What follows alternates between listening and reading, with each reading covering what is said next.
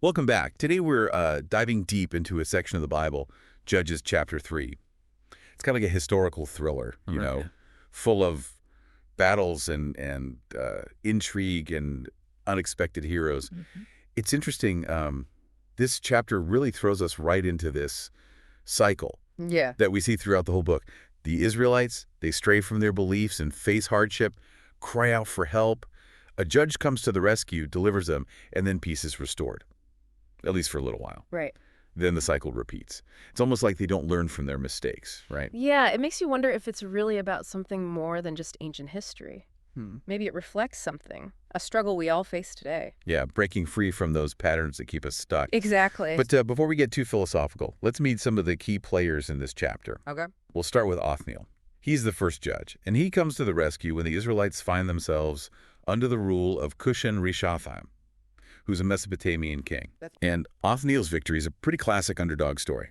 Empowered by his faith, leads the Israelites to war and achieves a decisive victory. And they get 40 years of peace. But as we'll see, peace often kind of sets the stage for the next challenge. It seems to be the pattern. And that challenge comes in the form of King Eglon of Moab. King The Eglon. text describes him as a very fat man. Yes, very memorable. Yeah, always makes me chuckle. 18 years of oppression under Eglon leads to, well, you guessed it, the Israelites crying out for help again. Of course. And this is where things take a really interesting turn. Enter Ehud. He's a left-handed warrior, not afraid to use a little trickery. Oh, yeah, he's clever. Yeah, he crafts his double-edged dagger, he conceals it, and he sets off to present a gift to King Eglon. A gift. And let's just say the meeting does not go quite as planned. Doesn't go as planned. Ehud manages to get Eglon alone and claims to have a secret message from God. Ooh, a secret message. That'll get someone's attention, right? Yeah. And then, well, things get a little messy. It's a scene right out of a spy thriller. Definitely full of suspense. Yeah. And Ehud's story really highlights something about these judges. They weren't just warriors. They were resourceful, and they could think outside the box, and they were willing to go to great lengths to liberate their people. Yeah, they were committed. It makes you wonder, though, where do we draw the line? When does resourcefulness cross over into something that might be considered morally questionable? Right. That's a good question. But before we move on, we have one more judge to meet, Shamgar. Go. Now, this guy is something else. He single-handedly takes down 600 Philistines. 600. Yes, you heard that right? 600, using an ox goad, not your typical weapon of choice. No, not at all. An ox goad is basically a pointed stick used for herding oxen. Talk about making do with what you got, right? That's right. That's resourcefulness. Shamgar's story is a real testament to human ingenuity. And it reminds us that we often have more resources available to us than we realize. Yeah, if we just get creative. If we just get a little creative, like what could you accomplish if you thought outside the box? Maybe we all have a little Shamgar in us just waiting to be unleashed. Maybe we do.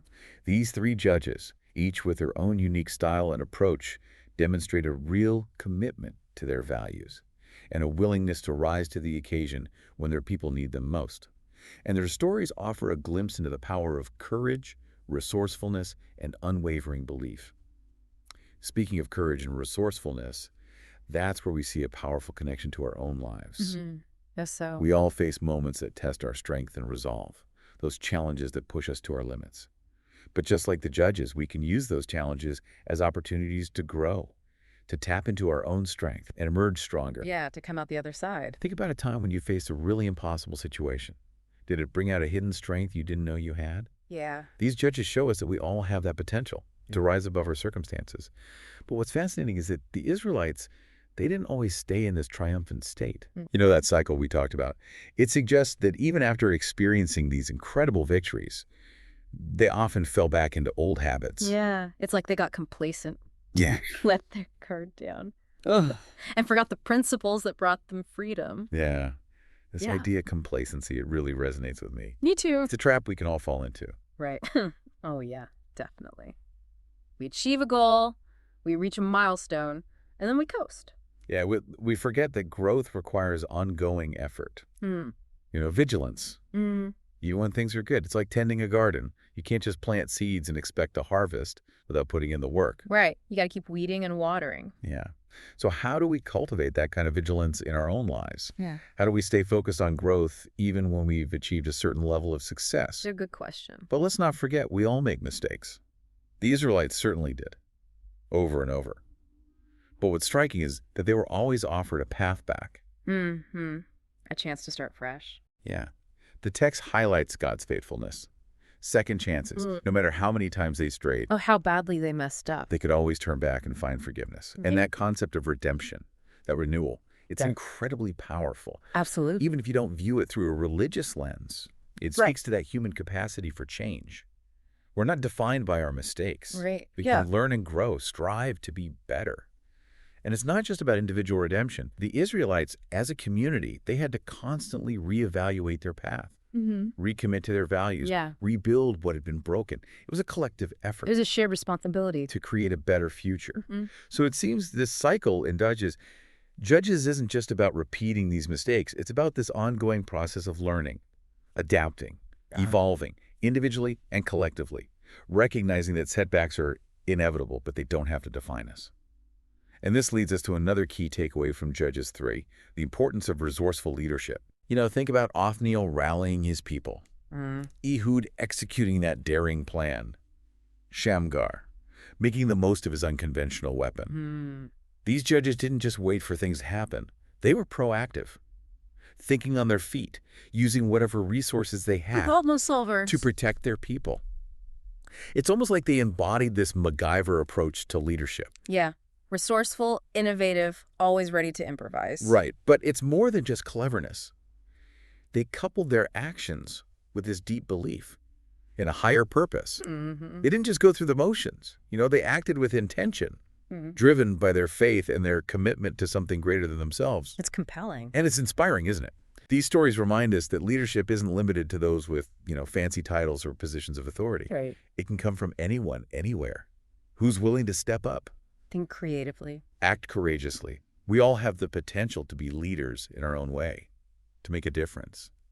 Makes you wonder where you see that kind of leadership in the world today.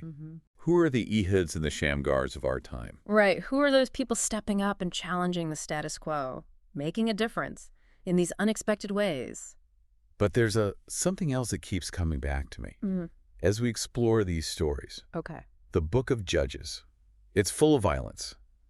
We're talking battles, assassinations, pretty intense conflicts. Yeah. It can be a little unsettling to read, especially for us today in our modern world. That values peace and diplomacy.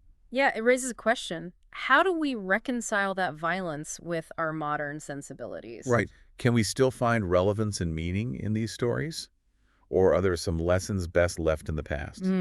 It's a complex question. It is. One that scholars and theologians have debated for centuries. For centuries. There are no easy answers. Yeah. But I think it's important to at least acknowledge the violence, to understand the historical context. The context, yeah. The world of ancient Israel was so different from ours. Completely different. It was a world where survival often depended on military strength.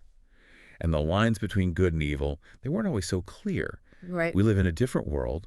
We have laws, international organizations, sophisticated methods for resolving conflict peacefully. But even with all our progress, we still see violence, injustice, the use of force. That's true. So maybe these stories, even with their unsettling aspects, can offer some valuable insights into the complexities of human nature and the struggle for peace and justice. Yeah, that ongoing struggle. They remind us that history is rarely neat and tidy. Even the pursuit of noble goals can lead to difficult choices, unintended consequences. And that quest for a better world often involves navigating these challenging moral dilemmas. Yeah. It's not about glorifying the violence, but about understanding those complexities of conflict, recognizing that sometimes, even with the best intentions, that path forward isn't straightforward. Judges 3, with all its twists and turns, offers a powerful reminder that life is messy. Challenges are inevitable. And that growth often comes from those moments when we're forced to confront our limits and make those tough choices. But ultimately, it's a message of hope. It's about the human capacity to rise above our circumstances, learn from our mistakes, and keep striving for a better future, even when the path ahead is uncertain. Yeah. As we wrap up our deep dive into Judges 3, I'm curious to hear your thoughts. What resonated with you most from these stories? Did any of the characters or the themes particularly stand out to you? What lessons do you think we can apply to our own lives today, in a world that's both similar and vastly different from the world of ancient Israel? Thanks for joining us on this journey. And until next time, keep diving deep, keep seeking wisdom, and keep asking those tough questions that challenge us to grow.